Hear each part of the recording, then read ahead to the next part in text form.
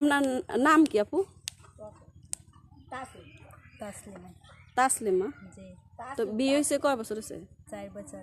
4 বছর। জি। ও, এই 4 বছরে মানে আপনার জামাইয়ের কি সমস্যা?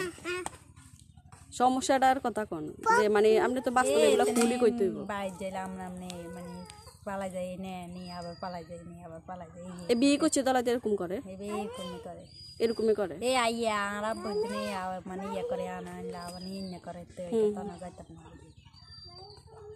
তো এই বিয়ে 4 বছরে বিয়ে করে কবার পালাই গেছে? 4বার পুরো প্রতি বছর? 5 বার লাগে এবার সরকার। প্রতি বছর 6 মাস 7 মাস এরকম পালা তা আবার আইয়ে তা আবার পালা। এই বছর তো লাগে 2 বারে পালাছে। এই বছরে 2বার পালাইছে? এই সমস্যা কি? এই সমস্যা এদের মা বাপের কথা ধরে এটাই তো মানে মা বাপের কথা ধরে না কি হেতের মাথাত কি জঙ্করা কি মাথাত কি সমস্যা? মানে কি কাজ করতো? এই গাই গৃহস্থী তারপরে বালুর মেশিন ট্রাক্টর এগুলা চালা। ও, এগো বাড়ি কই? বাড়ি জকসিম। জসিম? জকসিম তো এগুলো নতুন বাড়ি করে অনেকগুলো থাকে এগুলো জায়গা জমি আছে। ও, হেরা ভাই কয়জন? ভাই বোন কয়জন? 4 ভাই 2 বোন। সব ভাইয়েরা কি এরকম করে না আর ভাই বমি একবার ভালো। ও, আপনার বাসুর দেবর হেরা ভালো এমনি এরকম করে? ননদে ভালো আছে তারপরে দেড় সাজ্জার জন্য ভালো আছে এরকম। এই সমস্যা আর কি। তো আপনার ছেলের বয়স কত? 2.5 বছর। 2.5 বছর। এখন কি বিয়ে বইবেন না? হ্যাঁ, না মানে আপনার যদি ছেলে সহ কেউ যদি বিয়ে করতে চায় বা আপনার স্বামী তো এরকম, আপনি কি স্বামীর ঘরে কি আর যাইবেন না? আপনার মানে স্বামী যে পালাই গেছে এখন হের কি ছবি আছে না? ছবি নাই। যদি আপনার স্বামী যদি আবার ফিরিয়ে আইয়ে, ঠিক আছে না, আপনারা যদি নিতে চায় যাইবেন? যে যে নিজের ইচ্ছা চলে যাইতে চায় হেরে যাইতে দেওয়া উচিত। তো হেতে তোবার পালাই তো টিয়ার ডরে না নে যে মা কাবিন টাকা দেয় না অনেকে তার নেই।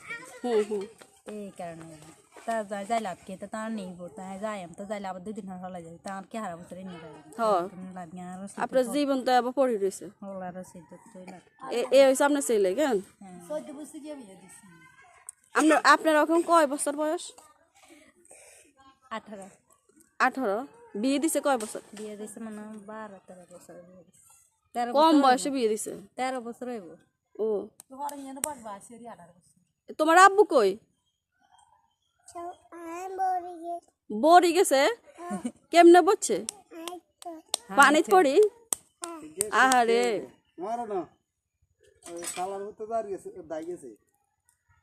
মরে না তো?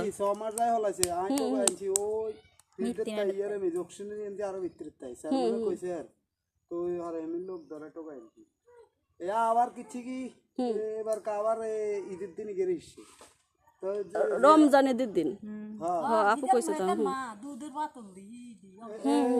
যারা সালিশ করছে ইসব সৈয়াল আবার লক্ষ্মীপুর মাস্টারের দিনে সালিশ করছে আর ইয়ের কাছে ঈদের দিন গেছি আর এরা ফোন দিছে আর আমগো বাড়িতে আছে আয় রাত হেবের কথা কিনে গেরা আবার সব ভাই চলে যান তো দরিয়েছি হঠাৎ তা আনি পুলিশের দিয়েছি পুলিশের দিছি আর আরাব্বা গেছে আর আরাব্বার তো আজ ছুড়ে দিছি আরাব্বারে করি ভালো যে ঠিক আছে সাহায্য করে করে এবার আইয়ে এবার কি যদি আবার আইয়ে এবার একদম ঢুকাই থইবেন নাকি কি করবেন? না এবার ঢুকাইতাম না এবার চলে যাবে এরতে দরকার আছে না হেয়ার সাজা জানার দরকার নেই হেয়ার হতে হেস নিজের সাথে নিজে কেমনে কেমনে মানে যাইতে পারে চলে যাইব। কারণ এরকম বছর বছর আপনার এরকম বছরে আগামাতা 2বার পালাই যাইব ইয়া করবো, এটা কি এভাবে কি আর আপনার জীবন চলবো না?